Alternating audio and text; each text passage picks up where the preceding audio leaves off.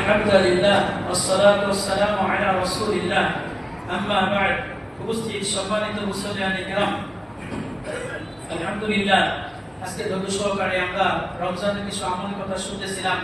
আল্লাহ সুবহানাহু ওয়া তাআলা আমাদেরকে সঠিকটা জেনে বুঝে মানার তৌফিক দান করেন, আল্লাহুম্মা আমিন। সম্মানিত উপস্থিত মুসলিয়ানে کرام, এই যে তো আমাদের কথা বলি, খতিব সাহেবরা বলে বা আমরা বলি, যারাই বলে, একজন মুসলমানের প্রথম দায়িত্বটা কি বলেন তো? কি বলতে পারে একজন মুসলমানের প্রথম দায়িত্ব কি? নামাজ পড়া না রোজা রাখা নাকি? শুনছি তো অনেক জায়গায়, কিন্তু এখন তো আপনি স্টেজে কেমনি বলেন। মুসলমানের এক নম্বর দায়িত্ব হচ্ছে মারিফাতুর রহমান। আগে আল্লাহকে চেনা লাগবে। যাহার ইবাদত করি, যাহার জন্য সিয়াম রাখি, যাহার জন্য আমরা হজ করি, যাহার জন্য যাকাত দেই, যাহার জন্য সালাত আদায় করি, সেই আল্লাহ সম্পর্কে আগে জানা লাগবে। সে আল্লাহ কোথায় থাকেন, তিনি আমার কেমন লোক, তার আকার আছে না নাই, তিনি আমাকে কিভাবে সৃষ্টি করলেন, তিনি আমাদের রিজিকটা দেন, এই যাবতীয় যা আছে আল্লাহর বিষয়ে জ্ঞান অর্জন করতে হবে। যে তাওহীদের জ্ঞান নাই, তাওহীদ সম্পর্কে জানে না, তাওহীদ বুঝে না, আমরা তাদেরকে আলেম মনে করি না। 60 বছর 100 বছর বোখারি পড়া কথা কি বোঝা যায়? আপনি ছোট মানুষ বড় বড় কথা বলেন। আমরা তো কথা বলি কোরআন হাদিসের দলিলের আলোকে। আমার আকাবের কইছে, বড় হুজুরে কইছে, পীর সাহেবে কইছে, এই সমস্ত কথা আমাদের চলবে না। যখন আমি বলবো মুহাম্মদুর রাসূলুল্লাহ বলেছে, আল্লাহ বলেছে, তখন কারো কোনো কথা নেই, এটা নিয়ে মেনে চলতে হবে। মুসলমানের প্রথম দায়িত্ব কি? আল্লাহর পরিচয় জানা লাগবে। কারো যদি তাওহীদ ঠিক না থাকে, কারো যদি ঈমান ঠিক না থাকে, তাহলে তার এই রোজা করে সে ক্ষতিগ্রস্ত হবে। রাসূল সাল্লাল্লাহু আলাইহি ওয়াসাল্লাম বললেন, তোমরা সূর্য ডোবার সাথে সাথে ইফতারি করবা। তোমার হুজুর বলল 3 মিনিট পরে ইফতারি করবে। মুহাম্মদ সাল্লাল্লাহু আলাইহি ওয়াসাল্লামকে অপমান করেছো, আল্লাহর নবীর চাইতে বেশি বুঝে গেছো, তোমার তাওহীদ এখনো ঠিক নাই, তোমার ঈমান এখনো ঠিক নাই, তুমি আমার ঈমান আবার ঠিক করে আসো। আমি বলছি মুহাম্মদুর রাসূলুল্লাহ বলছে, তুমি বলছো আমরা হুজুরে বলছি। তোমার হুজুর দিয়ে তোমার ধর্ম চলবে না। আজকে থেকে তাওহীদের বই পড়বেন। লেখাপড়া কিচ্ছু করে না, খালি হুজুরে কয় তাই। কেউ লেখাপড়া করতে চায় না। শুক্রবারে আসে, সবাই একসাথে হুজুর ওয়াজ করে দেয়, বাস এই চলছে কিসসা কাহিনী। আজকে এক ধরনের মানুষেরা মানে কি করে, মানে বুঝাচ্ছে মানুষদেরকে, এই করলেই হবে, এই করলেই হবে, সব হয়ে যাবে, কিচ্ছু হবে না। যতদিন পর্যন্ত আল্লাহর তাওহীদ না বুঝবে, আল্লাহকে না চিনবে, এগুলা শিরক বিদআত না বুঝবে, ততদিন পর্যন্ত এই দেশ কেন গোটা পৃথিবীর কোথাও শান্তি আসতে পারে না। এই কথা আমরা কোরআন এবং হাদিস থেকে যাচাই করে বলতেছি, কোথাও হবে না। আজকে এখানে আসছেন সবাই ইবাদত করতে আসছেন, তাই না? জুমার খুতবার সময় নেকি হচ্ছে না? একটু করে নামাজ পড়লে নেকি হচ্ছে না? এখন যদি আমি জিজ্ঞেস করি ইবাদত কাকে বলে, আল্লাহর কয়েকটা বান্দা হয়তো বলতে কেউ পারবে না। সারা রাত ইউসুফ জুলাইখার গল্প শুনে ইউসুফ জুলাইখা বেটা না বেটি এটাই জানে। এখন যদি বলি ঈমান কাকে বলে সংজ্ঞা দাও, পারবে না বেশিরভাগ মানুষ। এখন যদি বলি ইসলামের সংজ্ঞা দাও, তুমি যে মুসলমান, ইসলাম কাকে বলে বলো, ইসলামটা কি, এটা একটা সংজ্ঞা দাও, পরিচয় দাও, ও বলবে ইসলাম মানে শান্তি। কি বুঝলেন? মানে আমরা অনেক কিছুই করি, লাস্টে কিছুই করি না। ওই যে বললাম না এর আগে, ওই এক পেটে ধরে নিয়ে এসে শুনলে ঠিক নাই কেটে ফুটকা টুটকা পড়ায় করে সব কিছু করছে, খালি বিয়েটাই করে নাই। কথা কি বোঝা যায়? খালি বিয়েটাই করে নাই। তা আমাদের ইসলাম হচ্ছে এরকম মরা ইসলাম, কিছু চেতনা নাই। ওই আগের দিনের মুরব্বীরা কি হয়ে গেছে, কেমনে চলতে হইব, এগুলাই চলছে।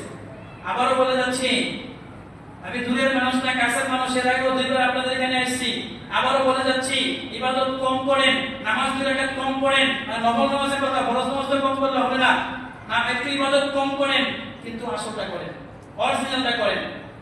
ফাও আন্দাজে করতে চাইেন না, তাইলে পরে ক্ষতিগ্রস্ত হয়ে যাবেন। একজন মুসলমানের প্রথম দায়িত্বই হচ্ছে কি, আগে তাওহীদ ঠিক করবেন, আল্লাহ সম্পর্কে আগে জানবেন। আল্লাহ সম্পর্কে জানার জন্য সুন্দর সুন্দর বই পাওয়া যায়, সহজ তাওহীদ শিখি। যার তাওহীদের জ্ঞান নাই, আমি আবার কথা রিপিট করতেছি, যে তাওহীদের সম্পর্কে জানে না, সেই সম্পর্কে জ্ঞান নাই, আমরা মদিনা ভার্সিটির ছাত্র হিসেবে বলতেছি, তাদেরকে আমরা আলেম মনে করি না। আমার দেশের আলেম মানে কতগুলো সুবিকৃতি দেখাতে পারে, কত তাহাজ্জুদ পড়তে পারে, আমার দেশের আলেম মানে কত আল-খাল্লা পড়তে পারে, আমার দেশের আলেম মানে কত ভালো ভালো কথা বলতে পারে, একটু দিনদারি পরিষ্কার দেখাতে পারে। আল্লাহর কসম এগুলা ভুল, আল্লাহর কসম এগুলার এক পয়সার দাম নাই, আল্লাহর কসম কোনো দাম নাই যতক্ষণ পর্যন্ত লোকটা তাওহীদ ঠিক না হবে।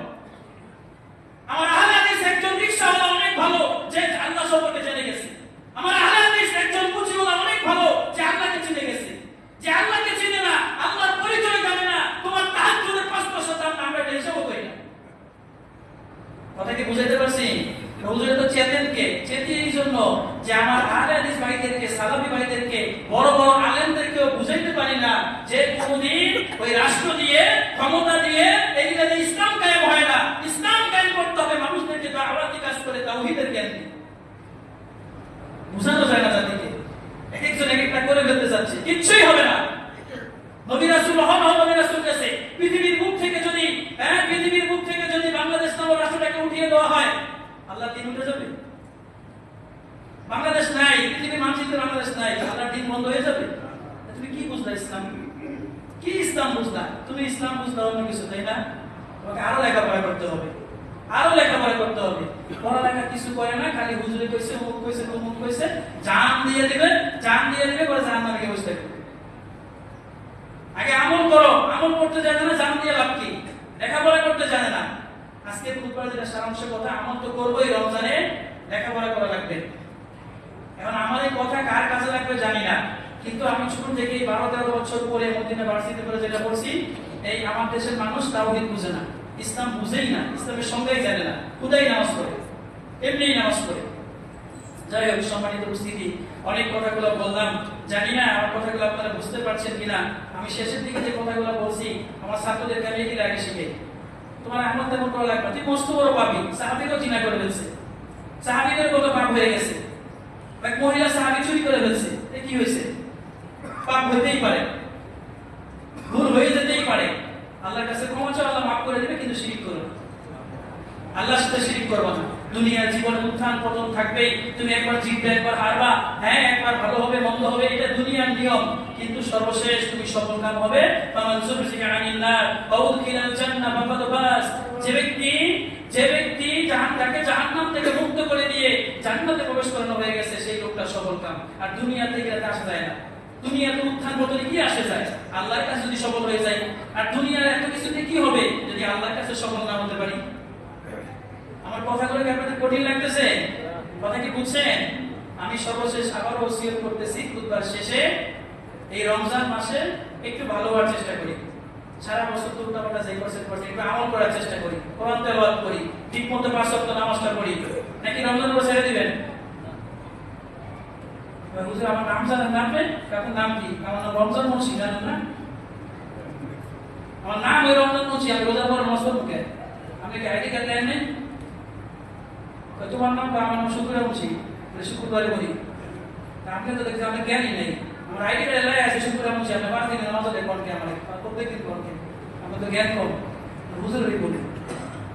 ওই যে খুতবার সময় তো শেষ, তো এই যে একবারে বলে একটু কোরআন পড়তে শিখছে, এক জায়গায় পাইছে গাই নুনজবর গান, গাই নজবর গাও, কি হয়েছে? গান গাও, গাই নুনজবর গান, গাই নজবর গাও, গান গাও। এবার কি এই হুজুর আপনি বলে এই গান গাওয়া বাংলা কোরআনে? আমি তো অনেক পড়েছি, মাত্র গান গাওয়া যাইব। হুজুর তো বুঝছে কয় নাম্বারে মুসল্লি কয়টা পাইছেন? কোরআনে পাইছেন? কয় হবে, আমি এটা একটা পাইছি। কি পাইছেন? গাই গাওয়া পাইছে, গু খাওয়া জবর খাও, কি হয়েছে? গু খাও। ভাই কোরআনে আছে? কয় তুই যেই বুঝে গান পাইছো সেই বুঝে গু খাওয়া আছে। এই হলো কি আঙ্গ বুঝার কি এর দুর্বুদ্ধি, মানে একটু খালি ভুল পাইছে, কেমনে কি করবো, তাই না? সম্মানিত উপস্থিতি, আমি যাই কথা বলি যেটা বলতেছি, লেখাপড়া করেন, লেখাপড়া করেন, পড়ালেখা না করে নাজাত নাই। মূর্খ হয়ে মরা যাবে না। আমল অল্প করেন, আমরা এইটাই আহলে হাদিস বা সালাফিরা বলি, অল্প আমল করেন, কিন্তু সেটা যেইটা বুঝে করেন, উল্টাপাল্টা আমল করেন না, সব লস হয়ে যাবে। তো যারা আজকে যারা যত সরকার খুতবা শুনছেন, আল্লাহ সুবহানাহু ওয়া তাআলা আমাদেরকে এই আমল করার তৌফিক দান করেন। আমাদের কাছে অনেকে দোয়া চেয়েছেন, অনেক ভাই